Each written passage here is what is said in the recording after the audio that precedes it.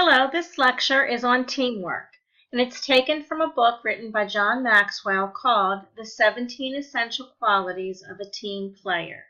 In this lecture, we're going to review those 17 qualities in the exact order in which John Maxwell lists them, and they are listed in alphabetical order. The first quality of an effective team player is being adaptable. You have to be able to change as things change in the situation or in the task or in whatever you're doing. In this class, when we're doing health fairs, there are a lot of variables of which we have no control. If something happens and we cannot control it, you need to be able to adapt. In the real world, if you are not adaptable and you're not willing to change, the team may change you. So for example, if you work someplace and a new supervisor comes in and just develops ideas about where they want the division to go, and you are not willing to change and go with that, that supervisor is probably going to find a way to terminate you. So being adaptable is very important. The next one is being collaborative. Collaborative means that you work together with other people. When you work together, in this class in particular, you're going to see that you are able to accomplish a lot more in a shorter period of time than if you did it by yourself. What John Maxwell says, that in order to win, you have to work together. So as people work together, they will win together. The next one is committed. According to John Maxwell, there are no half-hearted champions. If you think about a sports team that wins a national championship like the Super Bowl or the World Series, or you think about Olympic teams that win or Olympic individuals that win, they're not half-hearted about what they do. They give 110% of themselves to achieving their goals.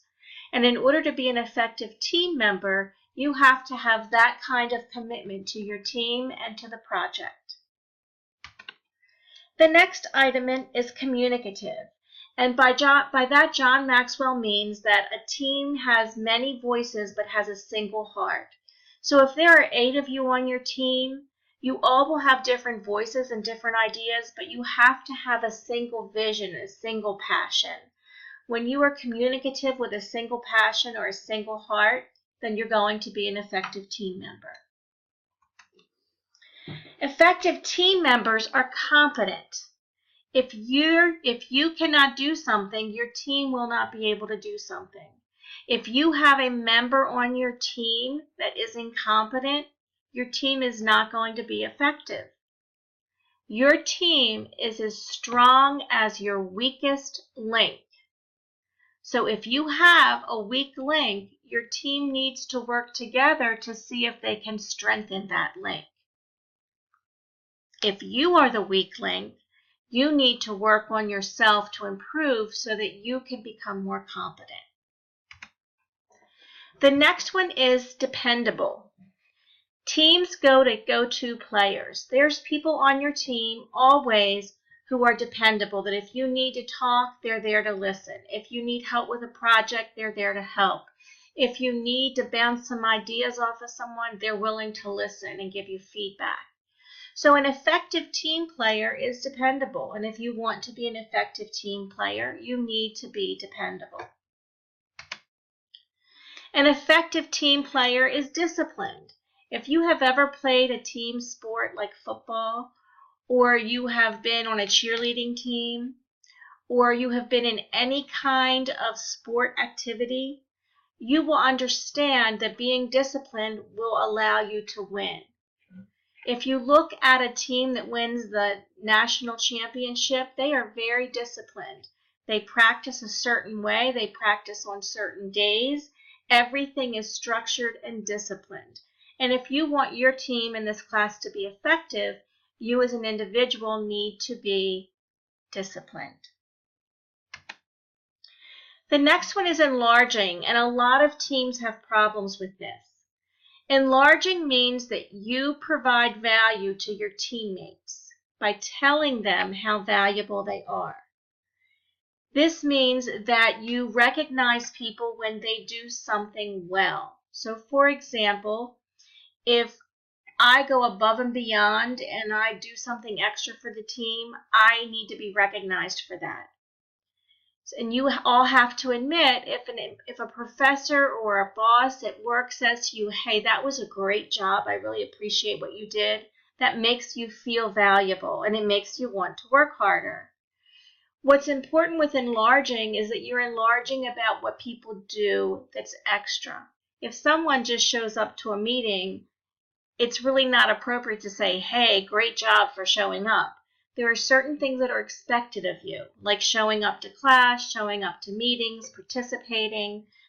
It would not be appropriate to say, hey, I'm really glad you participated, but it would be appropriate to say, wow, that idea you had was really unique and I'm glad you shared it. So there's a difference between enlarging someone for what they do or giving pretend or fake enlargement comments.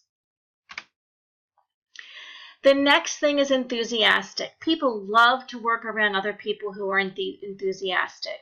You all have been on teams where there's someone who's enthusiastic and energetic and excited to work on the project, and then there's someone on the team who really has no enthusiasm whatsoever. You all have experienced that, and you all know that having enthusiasm allows your team to have energy and to be more successful. The next two are combined. There are two different ones in the book, but I'm combining them because the difference is very slight.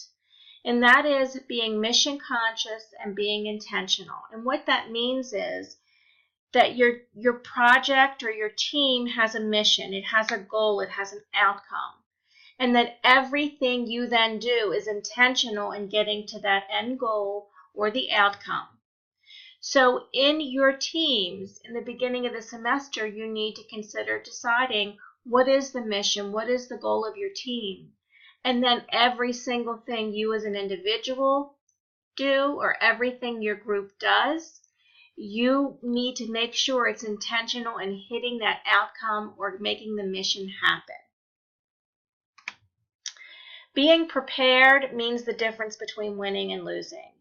And so, for example, what is here is people measuring. And if you've ever heard the statement measure twice, is because you want to be prepared. You want to be sure that what you're doing is correct. Being prepared when you come to a meeting makes a difference between the meeting being effective or ineffective. Being prepared when you perform at the health fair is going to make your program successful or not successful. So it's always important that you come prepared to work, because when you're prepared, your team is more effective and more likely to win. Relational. If you get along with other people, the teams tend to be more successful. Sometimes people, and we'll talk about this when we talk about personalities, are introverted and they're not really into a lot of extra talking, but that doesn't mean they can't be relational and get along with people. When people like each other and people feel valued by their teammates, they're much more likely to get along, and when people get along, they get more accomplished. So having positive relationships with your peers is important, and those are positive professional relationships. If you're in a professional setting, it's ideal that your relationships are professional and not personal. The next item is self-improving, and this has somewhat to do with competency. If you want your team to improve, then you should improve upon yourself. Throughout the semester, you should be asking yourself, what could I do better? What do I need to do to improve? In any team on which you're working, you need to consistently ask yourself, how could I get better? How could I improve? The next one is selfless. There's no I in team. A good team member will share his or her ideas, but a good team member will always go with what's best for the team, even if it is not his or her own idea or creation.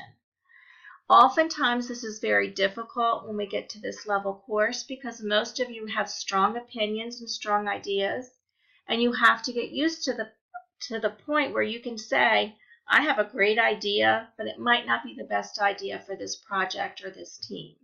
And that's very difficult to do, but an effective team member is always selfless. They always put the team first. An effective team member is solution-oriented, and they make a resolution to find a solution. If there's a problem, there's a way to solve it. When I was a director in my previous job, my department was seen as one of the most effective in the entire division of continuing education.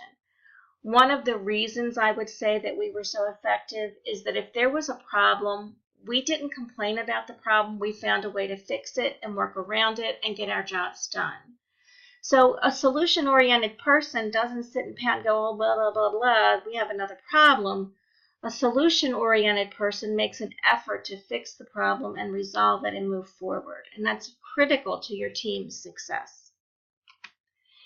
Being tenacious is the second quality that I would say that my team had in my prior job that made us so successful. And tenacious means that you just never quit. You never give up. You just keep going. And if someone at my prior job told my division that we could not do something, that it was not possible, we continued to work to prove that it was possible. It was very rare. I can think of only one time in 11 years that I said, I don't think we can do this. Every other time when someone said, here's a problem, can you do it? Our team came up with a way to do it. We were tenacious. We never quit. We kept going. No matter how many obstacles there were, we continued towards our goal. And being tenacious is really important in being successful. Oftentimes you're going to find in your teams or your projects that there are lots of barriers to overcome. And being tenacious will help you do that. So those are John Maxwell's 17 qualities of an effective team player. In your online reflection, you're going to have to talk about what makes the most effective team member. So I'd like you to start to think about some of the teams that you've been on that have been effective and some of the teams that you've been on that are not effective. That concludes the slideshow. I hope you enjoyed it, and I'm looking forward to reading your reflections on being an effective team player.